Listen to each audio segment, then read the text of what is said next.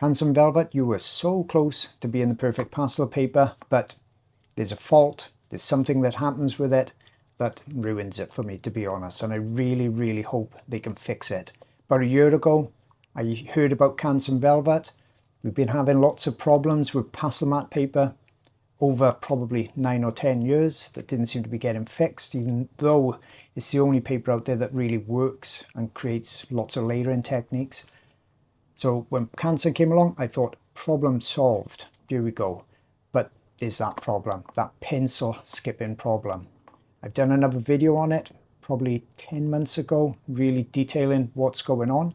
But I thought I'd try the paper again, because I have done a couple of little drawings on there that came out okay. It is a viable alternative to Pastelmat, but you've got to know what the problem is and potentially how to get around it for it to really work for you. Otherwise, you're going to be very frustrated. I was doing a lion drawing for my Patreon channel. I got right to the last stages, couldn't put the details on it. It's ruined, it's useless. Rather than lose that 2-hour video, I thought I'd do a video on YouTube using that to show what's good about the velvet paper and what you need to know to get past this pencil skipping stage. So hopefully you'll find this of use. Let's jump right in. Now I'm just going to keep this brief. I'm going to give you an overview. It's not obviously the full length video. It didn't work out in the end, as I mentioned, so no point you sitting through a couple of hours worth of lesson. But first of all, I started with panpastels. Okay, I don't always use panpastels, especially on something this small. Very often I'll just use pastel pencils to get a bit more control.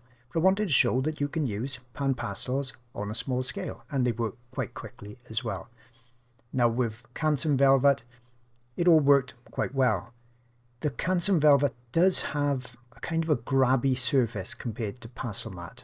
They feel very similar to the touch, but when you're using PanPastel tools, they rip the bottoms off of the sponge much more than Pastelmat. It's, like I say, it's kind of a grabby surface, which is okay. You just put a bit more pastel down and then it goes on smoothly. So far so good. Using the pans, various colours out, and the underlayer was going well. Now because of that grabbiness of the Canson Velvet, I couldn't get the underlayer to look as smooth as it would with Pastelmat. It should normally look like a blurred out version of my final drawing without the punchiness. Okay, it should look a bit fuzzy, but with Canson Velvet, it's more, when you put the pastel on, it stays it a bit more. Okay, that's not a game changer at all. I knew I could work around that. Now after the underlayer, put a little bit of blue around the edge with pastel stick, and then I start with my pencils. Now this is kind of a refinement of the underlayer stage, so I use my pencils on this side, and once again no problem, it's all going okay. I'm just slightly adjusting colours, making them more accurate and more representational to the lion reference photo on the left. Just gradually inching my way to more of a refined version of that underlayer. That's all I'm doing at this stage. Now as I started to add more and more details on top, that's when things were going quite bad, quite quick. I couldn't get the pencils to go on top to layer as I would with Pastelmat. It seemed even worse than when I used Canson Velvet the first time round. I think it's just because it's a different subject. And what I found was, as I found with the previous video, the harder the pencil, the worse it was for layering on top.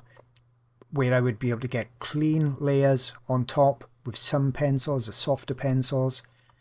When I go to use something like Pitt or the darker ones in Derwent or darker pencils in Carbothello, that's when it was really not layering on top at all, and I was losing interest fast because I just knew no matter what I did with my techniques, I could not get this to my usual standard.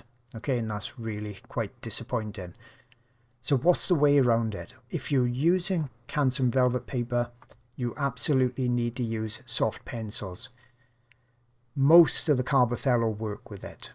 A lot of the Derwent don't. A lot of the Pitt ones don't. You should be okay with the expensive Caran d'Ache. They are soft, but then it's not really easy to do details with those because they're so soft.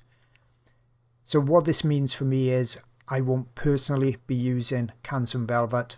It just doesn't suit my style if I can't do layering on top. Now if people are using pastel sticks, it may well be perfect for them and they may not notice any of these effects whatsoever. So it's going to be a case of, if you like my type of style of drawing, lots of details, if you want the easiest way to do it, it's going to be using Pastelmat paper. My favorite color would be light blue. It's more of a light gray mid-tone.